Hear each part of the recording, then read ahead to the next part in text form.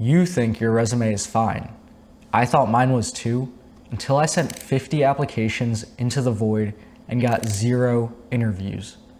I started to think maybe I wasn't cut out for finance. Then I learned the truth.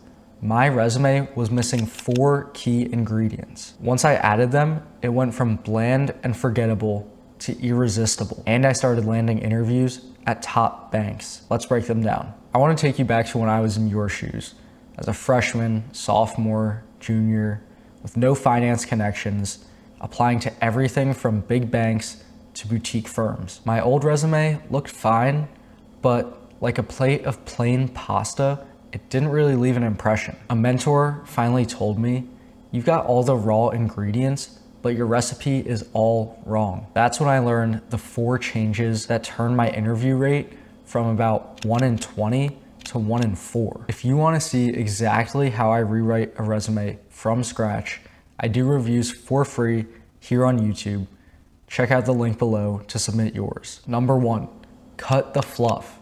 If your resume is overstuffed, it's like a burger with too much bread. No one ever gets to the good stuff. Most students think more is better. More lines, more sections, more everything. But recruiters have about a 6-second attention span. And if they hit filler, they'll stop reading. I used to have an entire section dedicated to my role as captain of an intramural volleyball team, which, let's be honest, no one hiring in finance really cares about. I had bullet points explaining basic responsibilities like manage the team and scheduled games. Once I sliced that out, suddenly my real experience stood out. Imagine making a burger. If you overload it with bread, you'll never taste the meat. And it's the same with your resume. Cut anything that's not feeding your main story. Number 2 is the action and result framework. Think of every bullet point like a recipe. The action is the main ingredient, and the result is the flavor that makes it memorable. Here's the number 1 shift that changed my results. I stopped writing bullet points like tasks and started writing them like achievements. Before, it was something like responsible for organizing files. After, organized 500 plus client files, reducing retrieval time by 30% and improving team productivity. One is just a raw potato.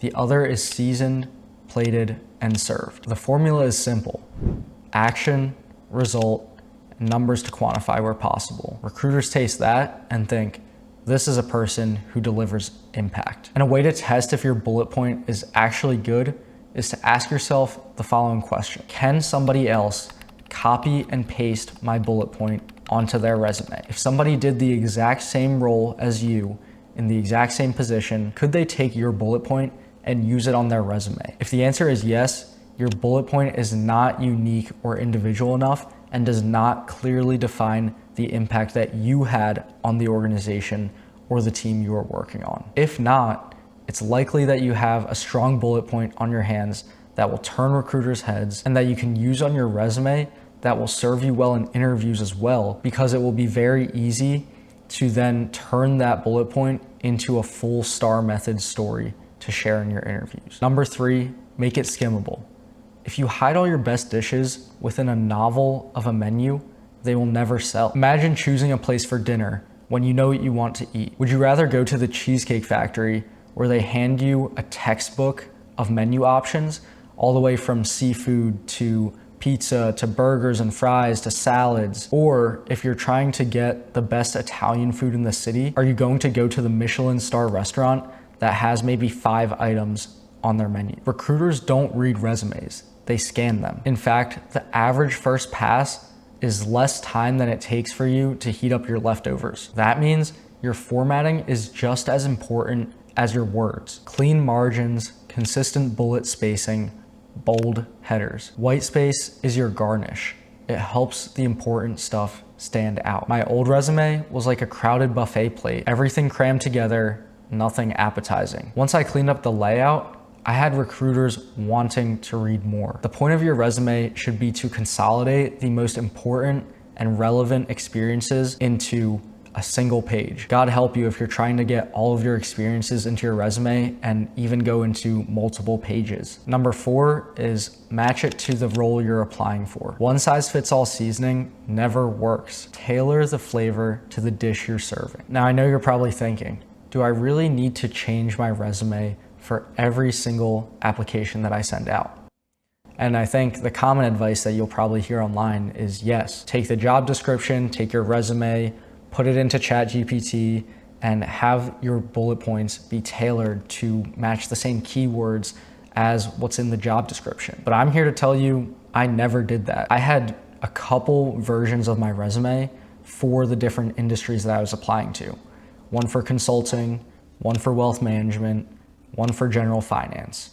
That's it. While I think the keywords and key skills that you need in roles will vary by industry and the type of role that you're applying to, I don't think that it will change too much from company to company. So if you're applying for a wealth management role within JP Morgan versus Morgan Stanley or Goldman Sachs, I'd bet there's a high probability that a lot of the keywords that will register for one of the roles will be just as useful for the others. And similarly, the experiences that you have and choose to include at the very top of your resume will be the same for those types of roles in wealth management, no matter what bank you're applying to, versus if you were going into consulting, you might want to highlight more relevant experiences to those roles. For example, if you're applying for junior advisor positions in wealth management roles, you'll probably want to have more entrepreneurial type experiences near the top of your resume,